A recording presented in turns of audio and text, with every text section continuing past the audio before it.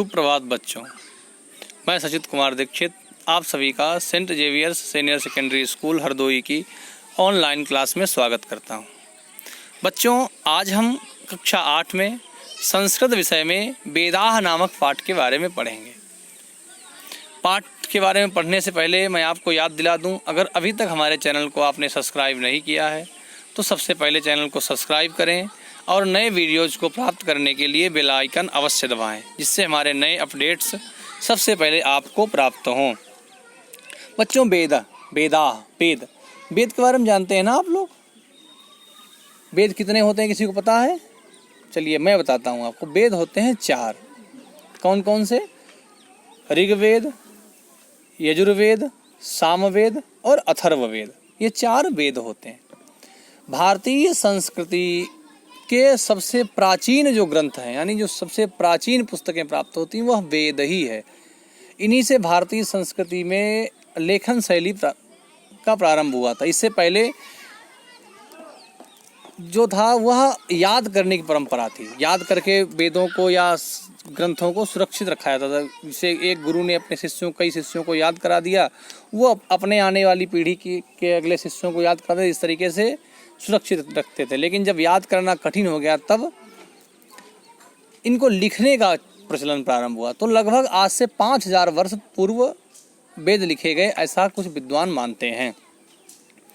और वेदों के बाद में फिर अन्य ग्रंथ बने, रामायण, महाभारत आदि। लेकिन सबसे प्राचीन वेद हैं। तो वेद की संस्कृत भी सबसे कठिन है, क्योंकि वैदिक संस्कृत उसको बोलते हैं। उसके बाद में जो ग्रंथ बने, रामायण, महाभारत, उनकी लौकिक संस्कृति थी। तो वेदाः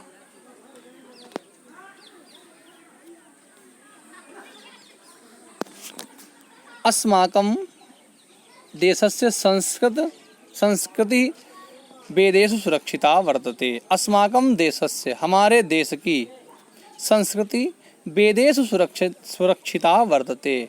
वेदों में सुरक्षिता माने सुरक्षित है। हमारे देश की संस्कृति जो है वह वेदों में सुरक्षित है। क्योंकि इससे पूर्व में हमारे देश की संस्कृति कैसी थी, यह हमें ऋग्वेद के कई सूक्त पढ़ने पर पता चलता है कि उसमें जो है भारत में कितनी नदियाँ थीं और भारत की संस्कृति कैसी थी। यह सब जो है इसकी वेदों में प्राप्त होता है। और भारत में बहुत से ऐसी चीज़ें हैं। विज्ञान, हमारे भारत का उस समय विज्ञान भी बड़ा उत्कृष्ट कोटि का था, यानी बहुत अच्छी श्रेणी का था। उसकी बहुत सी जो है चर्चाएं वेदों में हैं। वेदा संसारस्य उपलब्ध ग्रंथेषु प्राचीनतमा वर्षन्ति। वेदा माने वेद, संसारस्य माने संसार के, उपलब्ध ग्रंथेषु, उपलब्ध ग्रंथों में, प्राचीनतमा सन्ति। प्राचीनतम यानी पुराने से भी पुराना। ग्रंथ माने बोलते हैं पुस्तक। वेद संसार में उपलब्ध पुस्तकों में से सबसे प्राचीन है। चत्वारो वेदाः ऋग्वेदाः, यजुर्वेदाः, सामवेदाः, अथर्ववेदश्चेति रूपे सन्ति। चत्वारो वेदाः, 4 वेद, ऋग्वेद, यजुर्वेद, सामवेद, अथर्ववेदश्चेति, और अथर्ववेद के रूप में हैं। जो 4 वेद बनाए गए उनके 4 नाम हैं। ये पहला सर्वप्रथम ऋग्वेद, फिर यजुर्वेद, सामवेद और अथर्ववेद। तेषु ऋग्वेदः प्राचीनतमः अस्ति। तेषु माने उनमें से, यानी किनमें से? इन 4 वेदों में से ऋग्वेदः प्राचीनतमः अस्ति। ऋग्वेद सबसे प्राचीन है। एषः देवानाम् आवाहनार्थं मंत्रान् धारयति। ऐसा माने यह देवानाम, देवताओं को, आवाहनार्थम माने बुलाने वाले, मंत्रान धारित, मंत्रों को धारण किए हैं। यानी इसमें जो मंत्र हैं वह देवताओं को आवाहन करने वाले मंत्र हैं। देवताओं को बुलाने वाले जो मंत्र हैं वह ऋग्वेद में हैं।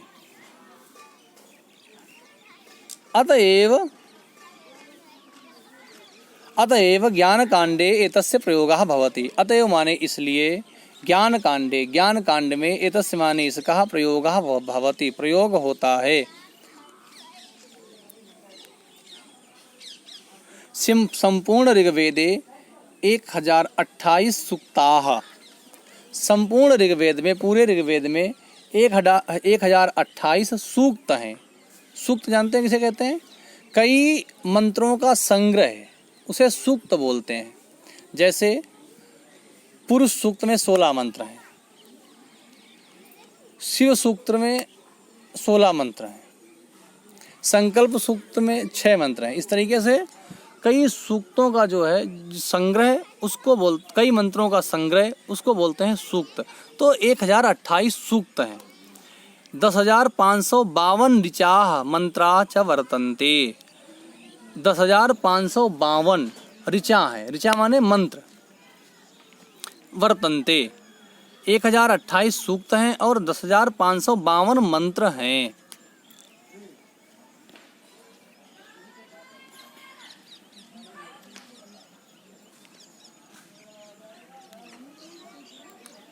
यजुर्वेदाः शुक्ल कृष्ण रूपेण द्विविधश्चास्ति।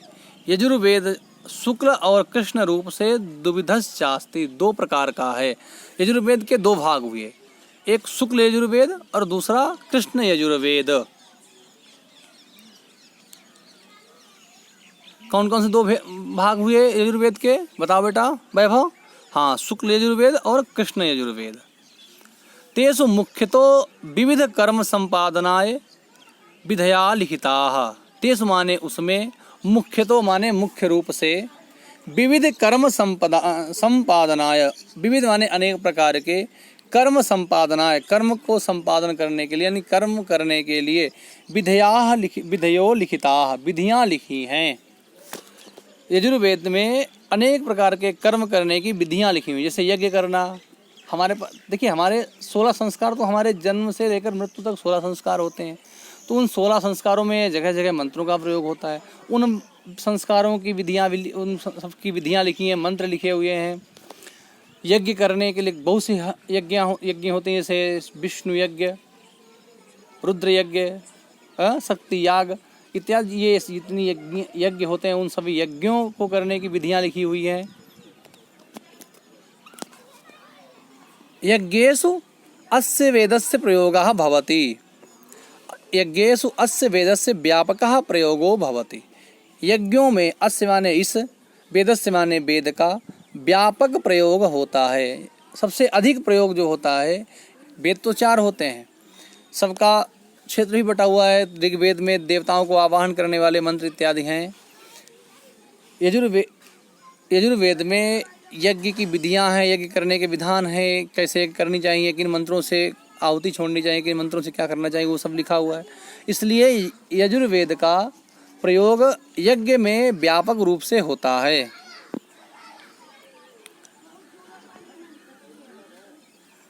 अतएव एतस्य अर्थम यज्ञ वेदोपि वर्तते। अतएव माने इसलिए, एतस्य माने इसका अर्थ, यज्ञ वेदोपि वर्तते, यज्ञ वेद भी है, इसलिए इसको यज्ञ वेद भी कहते हैं। यजुर्वेद तो कहते ही हैं इसको, एक इसका नाम यज्ञ वेद भी है।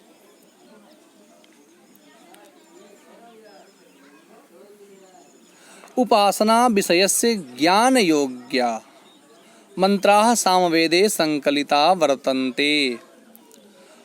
उपासना विषयस्य, उपासना के विषय में, उपासना माने आराधना, ईश्वर को प्रसन्न करने के विषय में, गान योग्याः मंत्रा, गान योग्य मंत्र सामवेदे संकलिताः वर्तन्ते, सामवेद में संकलित हैं, इकट्ठे हैं।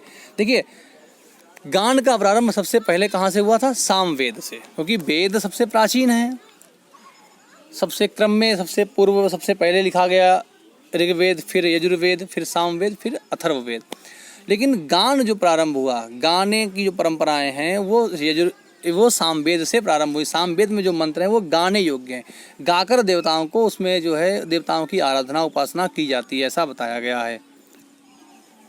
तो उपासना विषय से ज्ञान योग्य मंत्र, उपासना विषयक जो गान योग्य मंत्र हैं, मतलब जो गाकर जिन मंत्रों के द्वारा गाकर भगवान को मनाया जाए, भगवान की आराधना की जाए, ऐसे मंत्र सामवेदे संकलिताः वर्तन्ते, सामवेद में संकलित हैं। सामवेदे 1875 मंत्राः सन्ति। सामवेद में 1875 मंत्र हैं। कितने मंत्र हैं? 1875।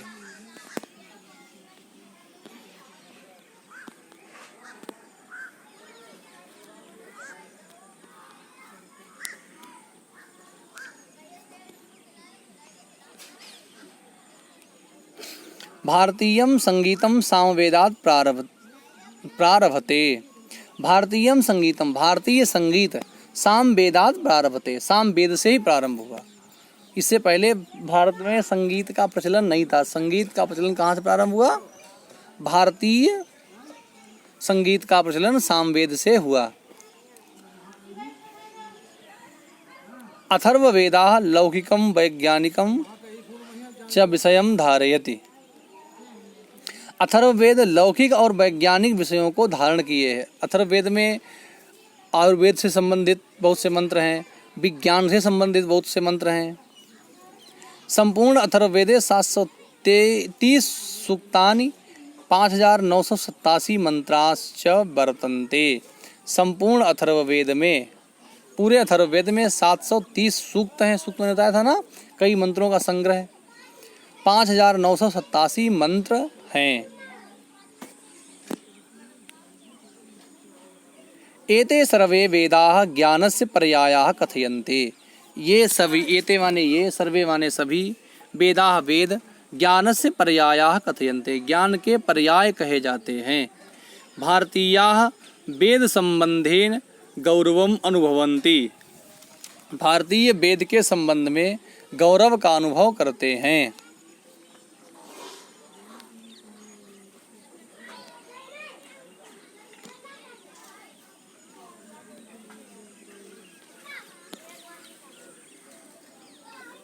बच्चों, पाठ में अगर कहीं भी आपको कुछ भी समझ में ना आया हो, जो आपके संदेह जिससे आपको लगे जो आप समझ में नहीं आ रहा है, उसको आप कमेंट बॉक्स में अवश्य पूछें और उनका मैं आपको समुचित निराकरण अवश्य दूंगा।